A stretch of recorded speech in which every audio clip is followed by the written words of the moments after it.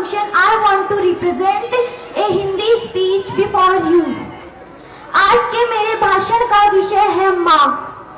माँ ही मंदिर है, माँ ही पूजा, माँ से बढ़कर नहीं कोई दूजा। क्या अंबर क्या धरती है, माँ की तुलना नहीं हो सकती। माँ हमें हर बुरी नजर से बचाती है, इसीलिए तो वो माथे पर काला टीका लगाती है। माँ खुद गीले बिस्तर पर सोकर हमें सूखे बिस्तर पर सुलाती है। माँ पहले हमें खाना खिलाती है, फिर खुद खाती है। माँ हर तरह की परेशानी झेलकर अपने बच्चों को इस लायक बना देती है कि उसके बच्चों को जिंदगी में कोई भी मुश्किल ना झेलनी पड़े। फिर भी उस दुनिया में बहुत से लोग ऐसे हैं जो अपनी माँ को वृद्धाश्रम भेज देते हैं। ऐसे लोगों के लिए मैं भगवान से कहना चाहूंगी, हे भगवान, तूने क्यों बनाया इतना बेरहम इंसान जिसने अपनी ही माँ को वृद्धाश्रम भेज दिया। क्या बीत रही होगी उस माँ के दिल पर जिसने हमें पाल पोस कर इतना बड़ा किया और आखिर में उसी माँ को बोझ समझकर वृद्धाश्रम भेज दिया।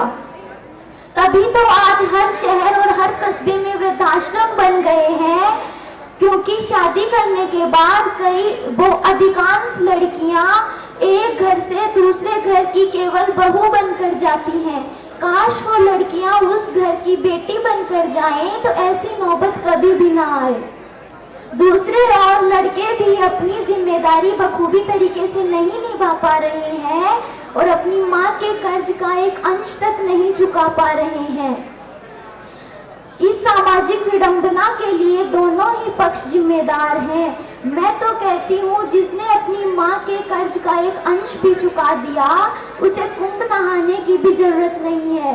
माँ वो दौलत है जो हमें भगवान के द्वारा दी गई है, इसलिए माँ की जगह वृद्धाश्रम में नहीं, दिल में होनी चाहिए।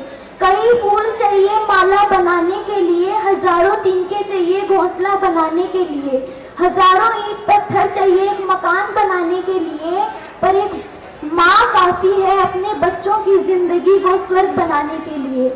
माँ की दुआ खाली नहीं जाती, उसकी बददुआ टाली नहीं जाती। बर्तन मांज कर भी माँ 3-4 बच्चे पाल लेती है, पर शादी करने के बाद उन्हीं 3-4 बच्चों से वो एक माँ पाली नहीं जाती। अंत में मैं अपनी वाणी को विराम देते हुए इतना ही कहना चाहूंगी कि माँ के बिना ये संसार अधूरा है। मेरे लिए तो मेरी माँ ही मेरी जमीन है, मेरी माँ ही मेरा आसमान। और अगर कुछ ऐसा होता, भगवान ने मेरी तकदीर लिखने का मौका मेरी माँ को दिया होता, तो मेरी किस्मत में कभी भी